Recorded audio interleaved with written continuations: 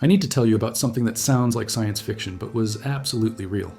Between 1866 and 1984, major cities around the world had underground pneumatic tube systems. Not small tubes for documents, massive networks. Hundreds of miles of tubes beneath the streets, shooting capsules at 35 miles per hour, carrying mail, messages, and for one brief, extraordinary moment, people. Paris had 427 kilometers. That's 265 miles of pneumatic tubes running beneath the city. New York had 27 miles connecting 23 post offices. Boston, Philadelphia, Chicago, St. Louis, all had pneumatic networks pulsing invisibly under their streets. And in 1870, War and a man named Alfred Ely Beach built a pneumatic passenger subway in New York City. A luxurious underground station with a grand piano, chandeliers, a fountain with goldfish, and a passenger car propelled entirely by compressed air. It worked. Perfectly. For 3 years, 400,000 people rode it. Then it was shut down, sealed up, and forgotten. The technology existed. The infrastructure was proven. Cities used it for decades. So here's what I can't figure out. If pneumatic transportation worked so well for 80 years, why did it disappear? Why are we told it was impractical when millions of letters traveled through pneumatic tubes every single day? And why, when a working passenger system was demonstrated in 1870, did we never build another one? Let me show you what actually existed. Then we can talk about what doesn't make sense. Fact. In 1866, Paris installed the first experimental pneumatic message system between the Stock Exchange and the Grand Hotel, a distance of about 1 kilometer. The technology was simple. Messages were placed in small cylindrical containers called news. The containers were inserted into underground tubes. Compressed air pushed them, or vacuum suction pulled them, through the network at high speed. It worked so well that by 1868, the French government opened the first official line linking government ministries to the central post office. In 1879, the system opened to the public. People loved it. You could write a message on a small blue postcard called a petit bleu, drop it in a special pneumatic mailbox, and your message would arrive across Paris in under 1 hour, often in minutes. The system grew rapidly. By 1888, Paris had 125 miles of pneumatic tubes. By the 1930s, nearly 300 miles. At its absolute peak in 1933, the network covered 427 kilometers. That's 265 miles of underground tubes crisscrossing Paris. Think about that scale. That's longer than the entire London Underground today. That's the distance from Paris to Brussels. All underground, all pneumatic, all operational. Messages traveled at about 25 miles per hour through tubes buried in the sewers, along subway lines, across bridges. The tubes were 65 millimeters in diameter, about 2.5 inches. Small, but powerful. And here's what's remarkable. The system operated for 118 years. From 1866 to 1984. Not a prototype, not a demonstration. A fully functioning public communication system that delivered millions of messages across Paris for over a century. The Paris Pneumatic Post only shut down in 1984. Not because it didn't work, but because fax machines and computers made it obsolete. But even that's not entirely true, because the French government still has pneumatic tubes. Right now, today, there are dedicated tubes linking the Élysée Palace, the President's residence, and the Hôtel Matignon, the Prime Minister's office. They're maintained for security reasons. If all communications go down during a war or national emergency, the two most important leaders in France can still communicate instantly. So when people say pneumatic tubes were impractical or outdated, remember this. The French government kept them operational through 2004 for official communications, and they still exist for emergency use. That's 138 years and counting. Fact. On October 7th, 1897, the United States Post Office completed the first test of New York City's pneumatic tube mail system. The first canister to travel through the tubes contained a Bible wrapped in an American flag, copies of the U.S. Constitution, and President McKinley's inaugural address. The trip from the main postal building at Park Row to the produce exchange on Bowling Green, a distance of 3,750 feet, took less than 2 minutes. A mail that had taken 40 minutes by wagon now took 7 minutes by pneumatic tube. The system expanded rapidly. Eventually, the network stretched 27 miles across Manhattan, connecting 23 post offices. It ran up both sides of the island, from Bowling Green and Wall Street all the way north to Manhattanville and East Harlem. A cross-town line connected the two parallel lines between the General Post Office on the west side and Grand Central Terminal on the east side. Travel time? 4 minutes. Using the Brooklyn Bridge, a line also connected Lower Manhattan to the General Post Office in Brooklyn. Also 4 minutes. Each canister could hold 600 letters. The canisters traveled at 30 to 35 miles per hour. At peak operation, the New York system carried 95,000 letters per day, representing 30% of all mail in the city. Mail traveled through the tubes 4 to 6 feet below street level. When the system clogged, which happened occasionally, workers had to dig up the street to clear the blockage. The New York pneumatic mail system operated from 1897 to 1953, 56 years. And New York wasn't alone.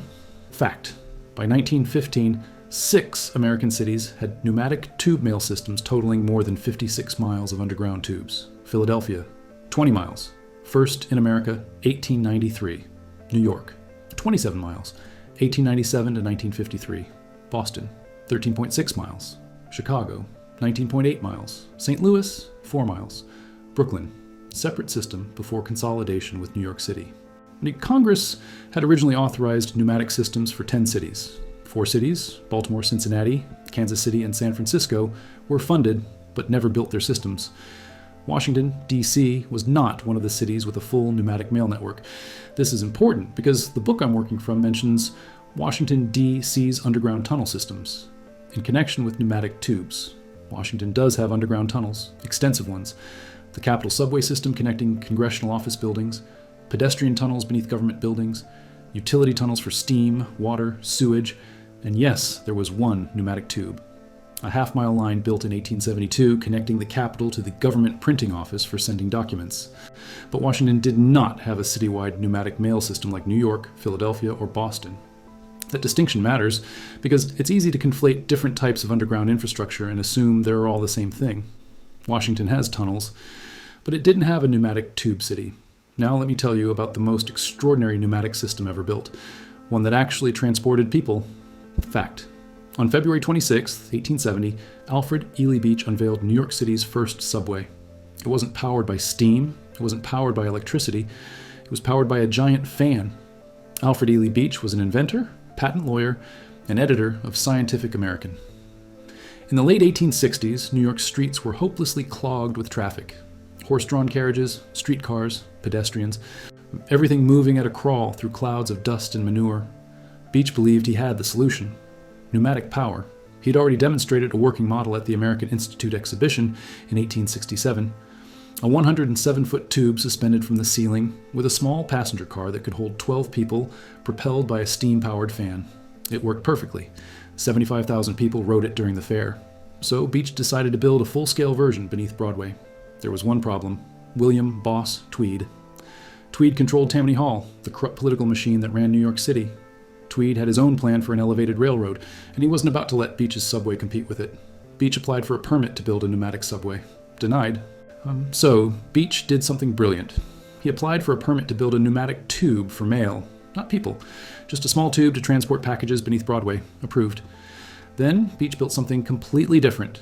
Starting in 1869, Beach and his workers excavated a tunnel beneath Broadway using a circular tunneling shield. Possibly the first cylindrical tunnel design ever used in the Americas. They worked at night, carting away dirt under cover of darkness, with City Hall literally across the street. The tunnel was 300 feet long, about 1 city block, running from Warren Street to Murray Street, 8 feet in diameter, lined with white brick.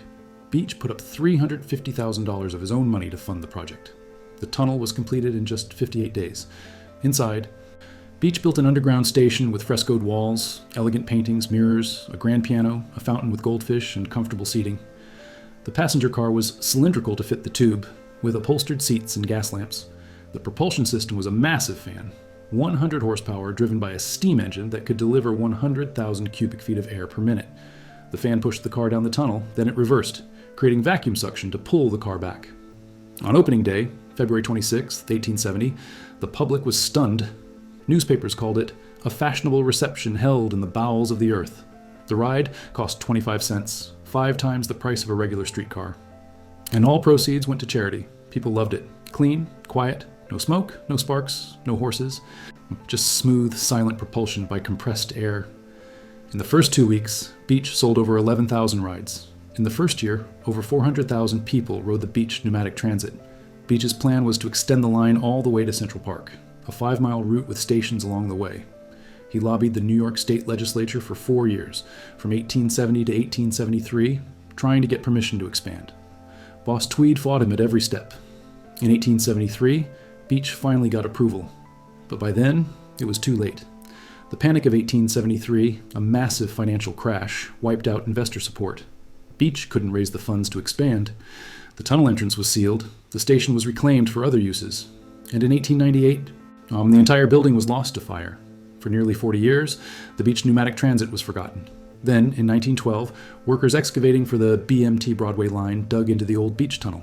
Inside, they found the remains of the passenger car, the tunneling shield, and the grand piano, all intact.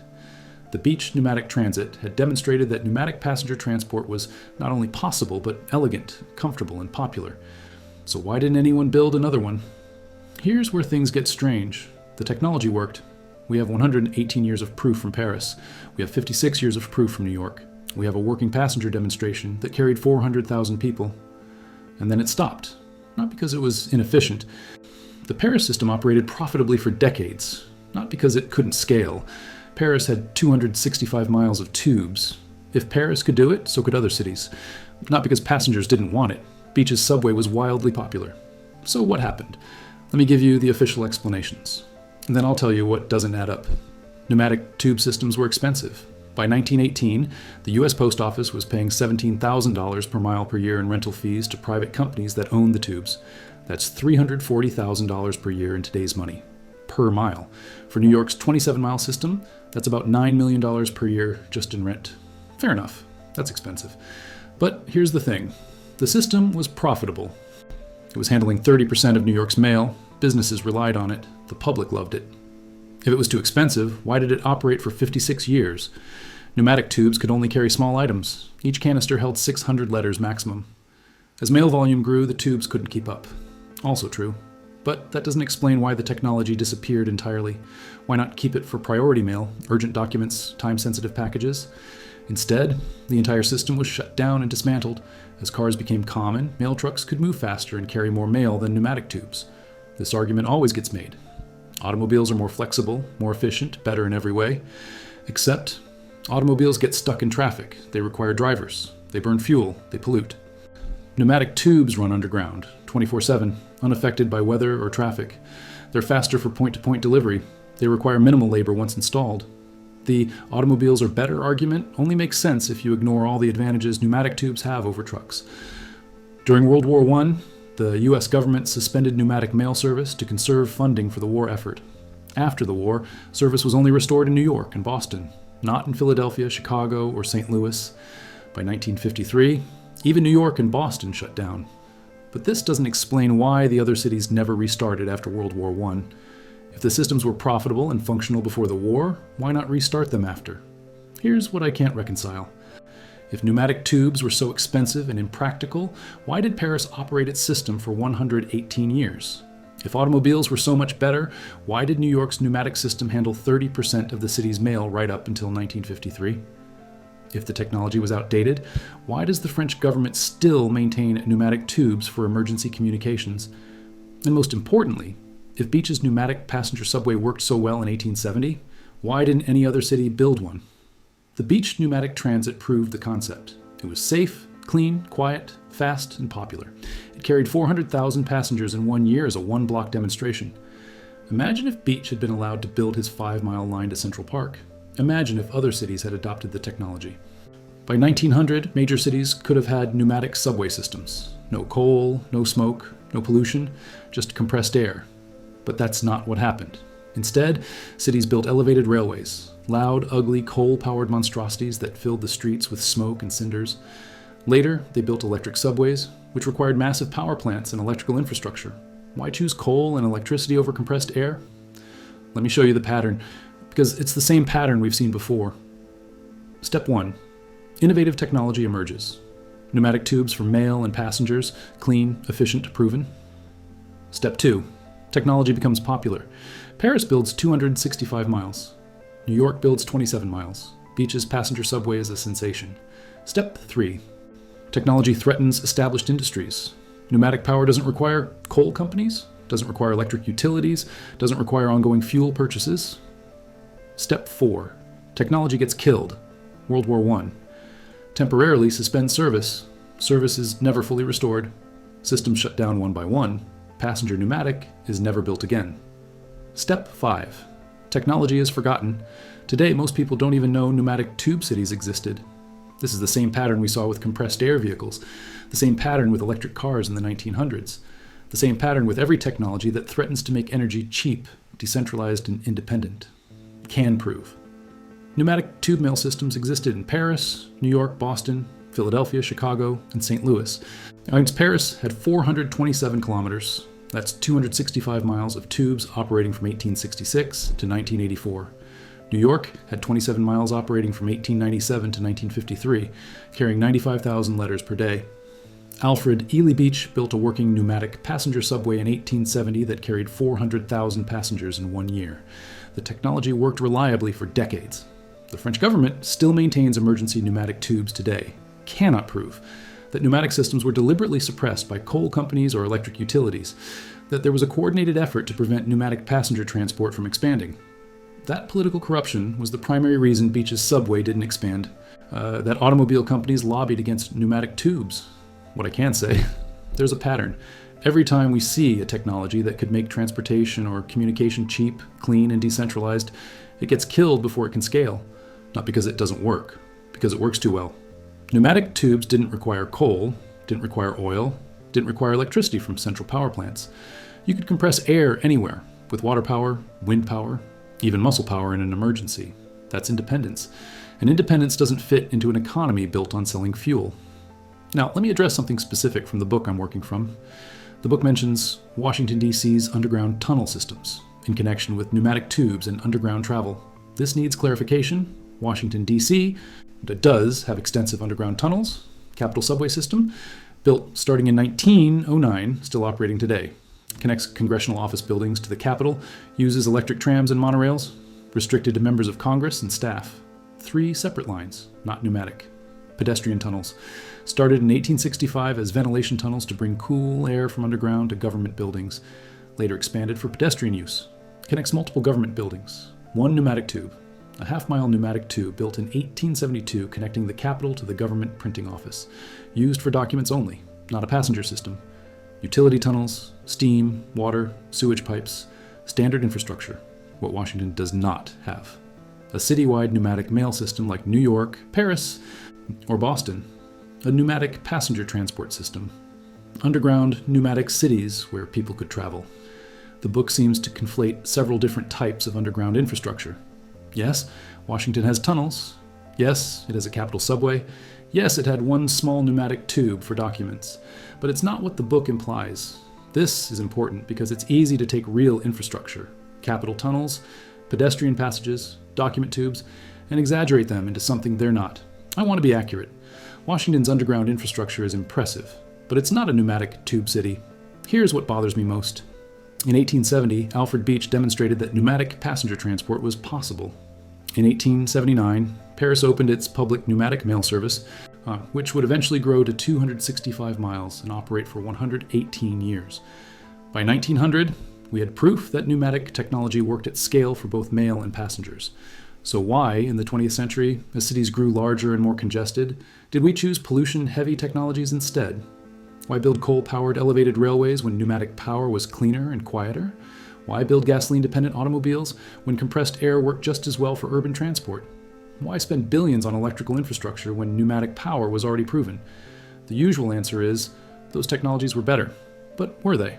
Or were they just more profitable for the right industries? Coal companies profit from coal-powered trains. Electric utilities profit from electric subways. Oil companies profit from automobiles. But who profits from compressed air? Nobody. Because air is free, and maybe that's the problem. Before we finish, let me show you something. Pneumatic tubes didn't disappear completely. They're still used today, just not for the purposes they were designed for. Hospitals. Over 300 hospitals in France use pneumatic tube networks. The largest is at Hôpital Cochin in Paris. 14 kilometers of tubes, 150 collection points, computer-controlled. Banks. Drive-through bank tubes are pneumatic systems. You put your deposit in the canister, it shoots through the tube to the teller. Factories. Many manufacturing facilities use pneumatic tubes to transport parts between buildings. Garbage collection. Roosevelt Island in New York City has used a pneumatic garbage system since 1975. Sweden has extensive pneumatic waste collection in urban areas. Modern proposals. Elon Musk's Hyperloop concept is essentially a modern pneumatic passenger system. pods traveling through low-pressure tubes at 800 miles per hour. So the technology didn't die because it was impractical. It's still used everywhere. It died as a public transportation system. And that's the part I can't explain. In 1870, Alfred Beach built a pneumatic subway beneath Broadway. For 118 years, Paris moved millions of messages through 265 miles of pneumatic tubes. For 56 years, New York moved 30% of its mail through underground tubes faster than any other method. The technology existed. It worked. It was popular. Then it was shut down, dismantled, and forgotten. The official explanations, cost, capacity, automobiles, don't hold up when you look at how long the systems actually operated and how well they worked. What I can prove is that pneumatic transportation was real, functional, and successful for decades. What I cannot prove is why it disappeared. But I can show you the pattern. Technologies that make transportation cheap, clean, and independent have a way of being killed before they can threaten established industries. Pneumatic tubes are still used today in hospitals, banks, factories, garbage collection, but not for people, not for public transport, not for the purpose they were originally designed for. And nobody can tell me why. The tubes are still there, beneath the streets of New York and Paris. Sealed up, forgotten, abandoned. Maybe one day we'll rediscover what our great-grandparents knew. That sometimes the simplest technology is the best technology, and sometimes the reason we don't use it isn't because it doesn't work. It's because it works too well.